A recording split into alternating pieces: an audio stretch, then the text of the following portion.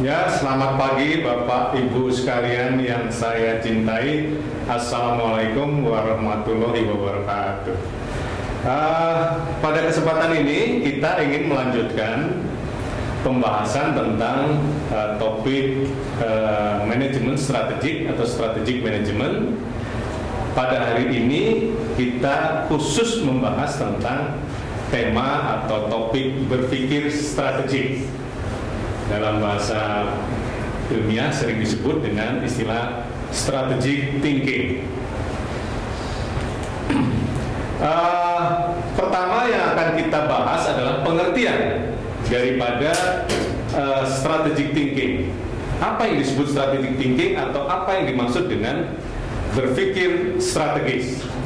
Jadi kita melihat definisinya. Definisi ini saya kutip dari CFAR, ya, yang diterbitkan pada tahun 2001. Dia menjelaskan bahwa berpikir strategik adalah berpikir tentang faktor-faktor fundamental atau faktor-faktor yang mendasar yang menggerakkan organisasi dan berpikir tentang peluang-peluang potensial untuk menyusun rencana strategik organisasi. Nah, ini definisi yang dikatakan berpikir strategik. Definisi lain yang dikemukakan oleh Ethan Lawrence adalah bahwa proses berpikir strategik adalah proses berpikir yang melibatkan pemikiran-pemikiran dan tindakan-tindakan yang dilandasi seperangkat asumsi dan alternatif tentang perbaikan, improvement, ya, yang diarahkan untuk menciptakan sesuatu yang baru atau inovatif atau sesuatu yang lebih baik.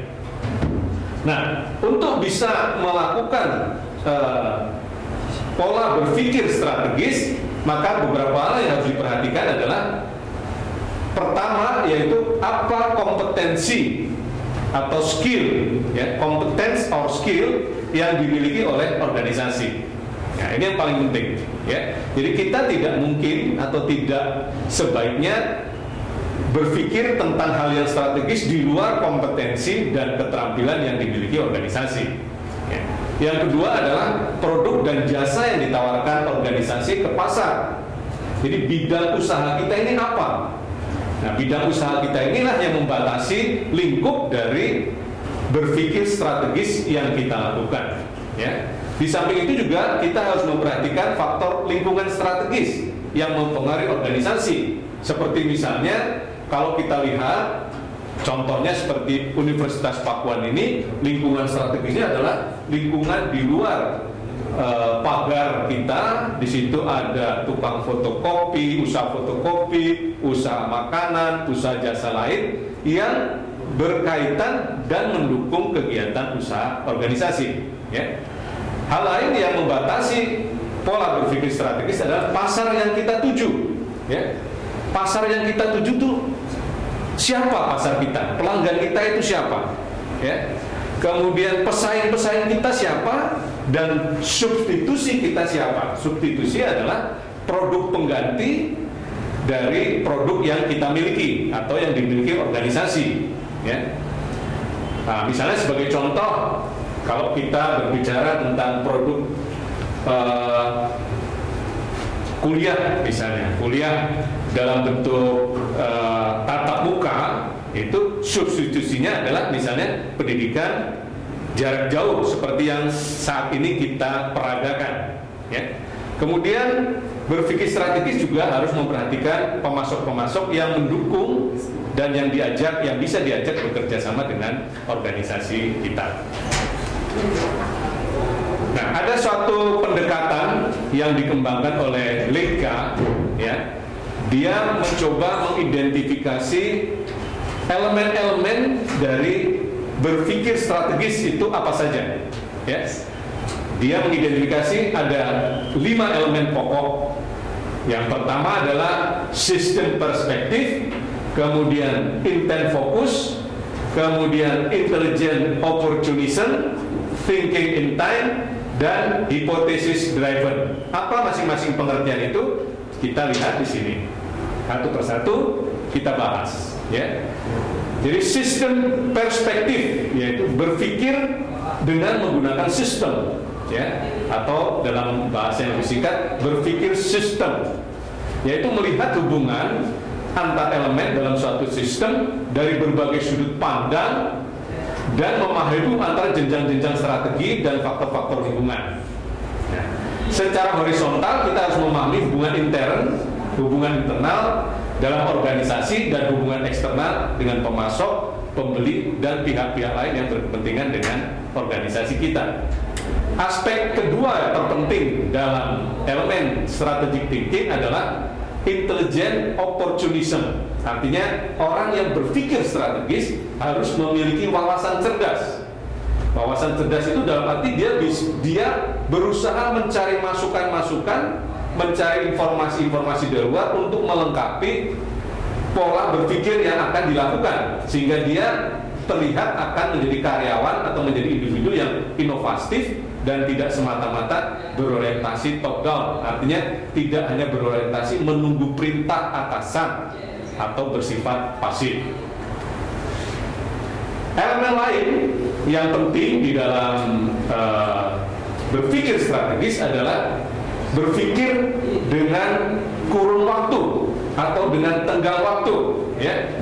Jadi melihat masa depan yang ingin dibangun dengan memperhatikan pengalaman masa lalu dan menciptakan situasi saat ini, ya. Jadi kita berpikir dari 3 dimensi waktu, ya. Pertama kita melihat ke depan dan kita melihat ke belakang, kemudian kita membangun masa kini, ya. Atau dengan bahasa yang lebih sederhana kita katakan bahwa masa kini adalah merupakan sintesis dari masa lalu dan masa yang akan datang, ya. Aspek lain atau elemen lain dalam strategic thinking ini adalah hypothesis driven, ya. Jadi intinya bahwa seorang yang berpikir strategis itu dia memikirkan bahwa setiap informasi atau setiap tindakan yang dilakukan harus diuji kebenarannya, ya. Dalam arti dalam menyusun perencanaan dan menggunakan pemikiran kritis dan kreatif dalam mengambil keputusan harus berani melakukan uji coba terlebih dahulu.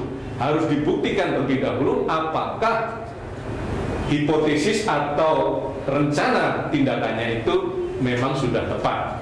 Ini yang disebut dengan pola atau elemen hipotesis driven.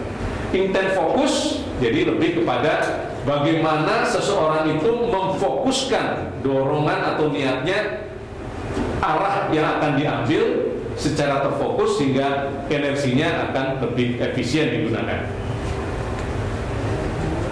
Nah, sekarang kita melihat hal yang lebih jauh lagi, bagaimana kita melihat hubungan antara strategic thinking dan strategic planning, ya. Di dalam konteks apa materi yang kita pelajari adalah strategic management, maka strategic thinking ini merupakan dasar untuk kita menyusun yang disebut strategic planning, ya. Atau dalam bahasa yang lebih sederhana kita lihat bahwa tujuan berpikir strategik adalah menemukan ide-ide strategik yang unggul yang dapat merubah percaturan persaingan. Merubah persaingan itu artinya kita dapat unggul dalam persaingan, ya. Kita unggul dalam persaingan dan kita mampu menciptakan visi yang lebih baik bagi organisasi pada saat ini. Nah, inilah yang menjadi dasar strategic thinking, ini menjadi dasar bagi upaya kita untuk menyusun strategic planning, di mana kita melihat bahwa strategic planning adalah menyusun rencana atau program yang teruji yang dikembangkan melalui proses berpikir strategik. Jadi kalau proses strategic thinking ini landasannya adalah sintetik, divergen, dan kreatif, maka strategic planning ini merupakan proses berpikir yang landasannya adalah atau pendekatannya bersifat analitik, konvergen, dan konservatif. Oke, kemudian kita lanjutkan bagaimana hubungan antara strategic thinking dan strategic ini secara mekanismenya, ya. Kita bisa melihat demikian, ya. Strategic thinking ini akan mendorong para manajer untuk melihat kesenjangan realistis saat ini dan tujuan yang akan dicapai masa depan, ya. Jadi seorang manajer, seorang pimpinan apabila dia melakukan evaluasi terhadap kondisi organisasi saat ini, dia sebetulnya sudah bisa melihat ya sejauh mana kondisi saat ini itu sesuai dengan tujuan yang ingin dipakai ya, atau sejauh mana kondisi saat ini sudah menyimpang dari tujuan yang ingin dicapai ya. Nah, kalau terjadi penyimpangan yang cukup besar, maka dia harus merumuskan kembali rencana strategiknya, strategic planningnya, ya. Jadi merumuskan dan mengintegrasikan tujuan, struktur, sistem, sumber daya dan kebijakan untuk diimplementasikan supaya sesuai dengan tujuan dan visinya ini. Setelah dilaksanakan, dia akan melihat kenyataannya, current reality-nya seperti apa, bagaimana kinerja, kapabilitas dan pencapaian yang dihasilkan oleh organisasi. Ini akan terus berputar. Inilah makanya yang dikatakan bahwa strategic thinking merupakan dasar bagi kegiatan-kegiatan kita dalam melakukan manajemen strategi. Saya kira ini yang bisa kita tampilkan atau kita bahas pada pertemuan yang singkat ini. Mudah-mudahan bermanfaat bagi Bapak Ibu sekalian. Sekiranya ada hal yang ingin ditanyakan atau ada yang belum jelas, silakan diajukan pertanyaan, nanti akan kita bahas bersama. Terima kasih. Assalamualaikum warahmatullahi wabarakatuh.